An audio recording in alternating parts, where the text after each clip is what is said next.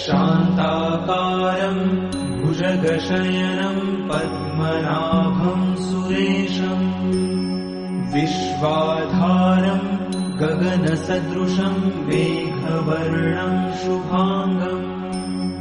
लक्ष्मीकान्तं कमलनयनं योगिभिर्ध्यानगम्यम् वन्दे विष्णुं भवभयहरं सर्वलोकैकनाथम्